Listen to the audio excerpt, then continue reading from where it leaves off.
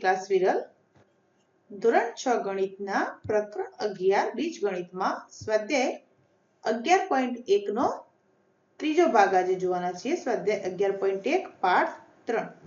તમે જો મારો વિડીયો પહેલી વાર નિહાળી રહ્યા છો તો મારી ચેનલને ચોક્કસથી સબસ્ક્રાઇબ કરજો તેમજ મારા વિડીયોને લાઈક અને શેર જરૂરથી કરજો.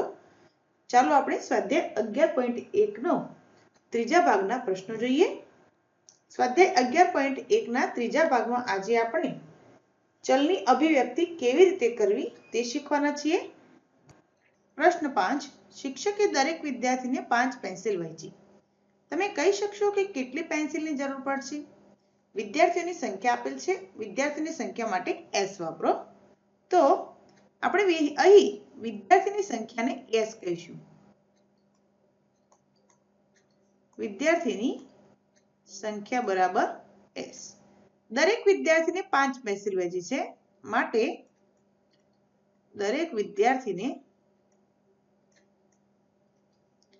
આપેલ પેન્સિલની સંખ્યા બરાબર 5. જો એક વિદ્યાર્થી હોય માટે S બરાબર 1 એટલે કે જો એક વિદ્યાર્થી હોય તો આપેલ પેન્સિલની સંખ્યા કુલ 5 થાય. આપણે દર્શાવીએ કે પેન્સિલ બરાબર 5 માટે એમ કહી શકાય કે 5 ગુણ્યા S. જો S બરાબર 1.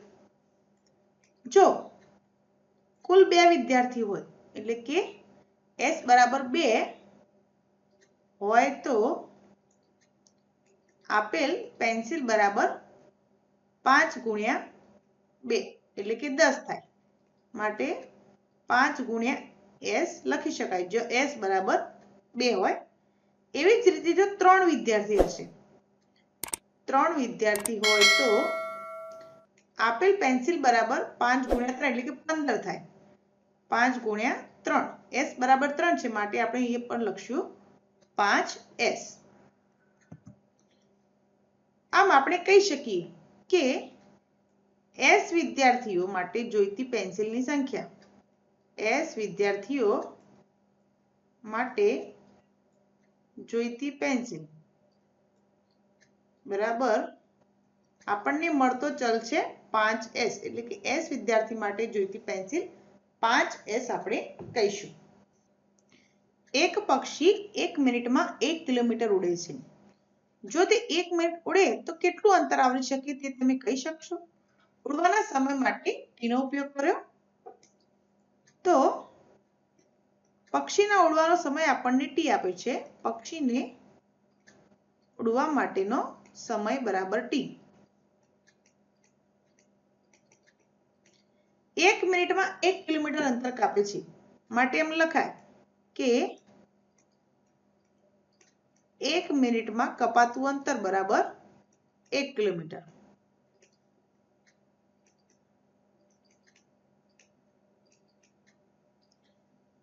જો T બરાબર 1 હોય, T બરાબર 1 હોય એટલે કે 1 મિનિટ થઈ હોય તો કપાતું અંતર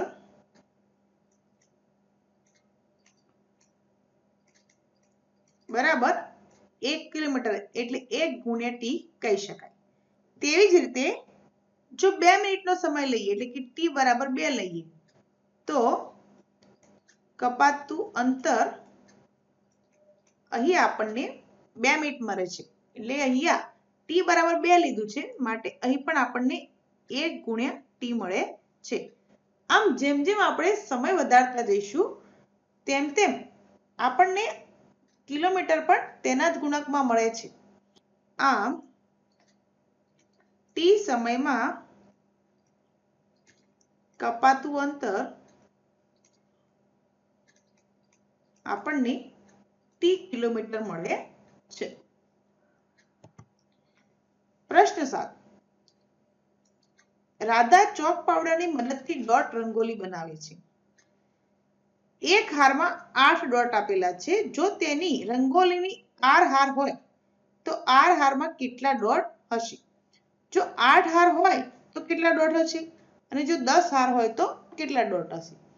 અહીં હારની સંખ્યા આપણને R આપી છે માટે આપણે લખીએ કે હારની સંખ્યા બરાબર આ. એક હારમાં 8 ડોટ છે. એક હારમાં ડોટની સંખ્યા, ટપકા, ડોટ એટલે ટપકા, ટપકાની સંખ્યા બરાબર 8 છે. માટે જો આપણે એક લાઈન લીધી હોય, એટલે કે જો r બરાબર 1 લીધું હોય, એક લાઈન દોરી હોય, તો કુલ ડોટની સંખ્યા આપણને મળશે 8 ગુણ્યા 1. જો બે લાઈન બનાવીએ, એટલે કે બે હાર બનાવીએ, તો કુલ ડોટની સંખ્યા મળશે આપણને 8 ગુણ્યા 2 એટલે કે 16. તેવી જ રીતે જો 3 લાઈન બનાવીએ, જેમ જેમ લાઈન વધારતા જઈશું તેમ તેમ સંખ્યા આપણને 8 ના ગુણકમાં મળતી જશે. માટે અહીં આપણને ચલ મળે છે 8 r. જો r બરાબર હારની સંખ્યા. હવે અહીં આપણને પ્રશ્ન છે કે જો 8 હાર હોય તો કેટલા ડોટ હશે? જો r બરાબર 8 હોય તો અહીં આપણને ડોટની સંખ્યા મળશે. આપણે જે ચલ શોધ્યો હતો 8r, તો ડોટની સંખ્યા મૂકીશું, એટલે કે 8 ગુણ્યા 8 બરાબર 64. કુલ ડોટ એટલે કે ટપકા આપણને 64 મળશે. તેવી જ રીતે જો 10 હાર હોય, એટલે કે r બરાબર જો 10 હોય તો, તેવી જ રીતે જો 10 હાર હોય, જો r બરાબર 10 હોય તો આપણને મળતી ડોટની સંખ્યા બરાબર 8r, એટલે કે 8 ગુણ્યા 10 બરાબર 80. કુલ આપણને 80 ટપકા મળશે. પ્રશ્ન 8. લીલા એ રાધાની નાની બહેન છે. લીલા એ રાધા કરતા 4 વર્ષ નાની છે. રાધાની ઉંમરને આધારે લીલાની ઉંમર તમે લખી શકશો. રાધાની ઉંમર આપણે x લેવાની છે. ધારો કે રાધાની ઉંમર x વર્ષ છે. લીલા એ રાધા કરતા 4 વર્ષ નાની છે. લીલા એ રાધા કરતા 4 વર્ષ નાની છે. એટલે કે x ઓછા 4 વર્ષ આપણને રાધાની ઉંમર મળશે. આમ લીલાની ઉંમર x ઓછા 4 વર્ષ થાય.